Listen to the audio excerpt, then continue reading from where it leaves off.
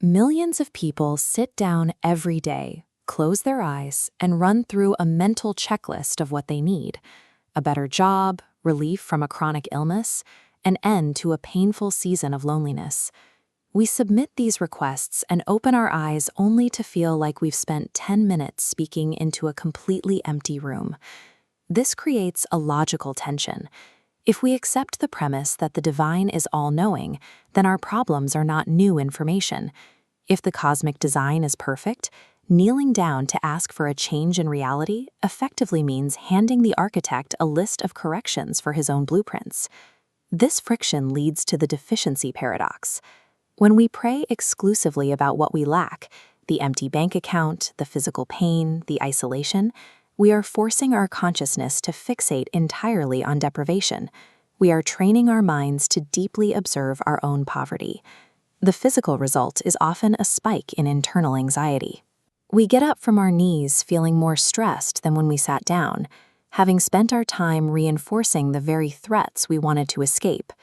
As prayer feels ineffective, the issue likely lies in the mechanics. The traditional model of begging for intervention assumes a distance that doesn't align with the way the universe is built. To understand the scale of that design, we have to pull back. The universe spent 13.8 billion years meticulously expanding, cooling, and forming the exact right conditions to host life. The cosmos functions as a highly intentional, slowly prepared garden. The text of Genesis 2:7 describes a specific moment where this cosmic preparation meets consciousness, the arrival of the Nishmat Hayim, or the breath of life.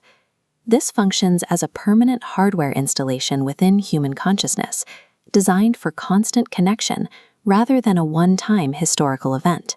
After billions of years spent setting the stage for this conversation, the struggle to hear anything back is rarely a matter of divine silence.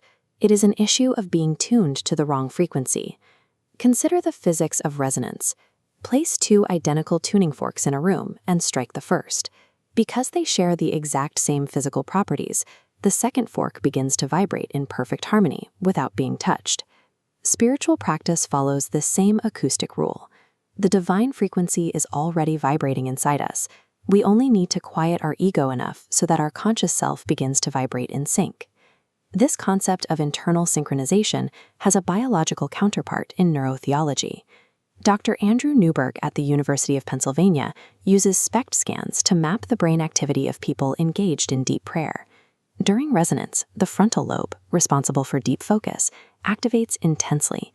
This shows a state of high intentionality, not a passive daydream. Simultaneously, the parietal lobe, which maintains our spatial boundary between self and the outside world, powers down. With that region offline, the biological sensation of being an isolated, vulnerable unit disappears. The merging of the self and the universe is a physical, measurable event taking place inside the nervous system. This biological shift parallels the fabric of reality itself. In 1927, the minds gathered at the Solvay Conference solidified the Copenhagen interpretation of quantum mechanics. The double-slit experiment revealed that particles exist as infinite waves of probability. However, the presence of an observer forces that wave to instantly collapse into a single fixed physical reality. Observation forces a choice upon the universe. In the original Greek of Mark 11:24, the word for received, elevete, is written in the aorist tense. This specific grammatical structure describes an action that is already complete. The instruction is to pray by observing a reality that is already whole, mirroring the way an observer collapses a quantum wave. This practice differs from the ego-driven focus of the law of attraction. Resonance prayer requires surrendering the ego's desires to become a conduit for divine peace, prioritizing the relationship over a specific material result. By choosing to observe divine abundance rather than fixating on lack, our intent collapses the chaotic waves of daily life into a state of peace. This shift changes the goal of the practice. Prayer functions to open the human heart so the divine can change us. We can apply this through the three-step sequence of ask, seek, knock. Asking begins by quieting the ego's noise. Instead of submitting a list of demands, we establish presence by stating, "I am here and I am listening." Seeking involves bringing a specific situation to mind and asking the internal divine spark for the direction of love, then waiting for the resonance to return an answer. Knocking is the persistence required to reach a threshold. Just as water only boils once it reaches 100 degrees, the spiritual effect requires us to maintain our focus until the internal state shifts.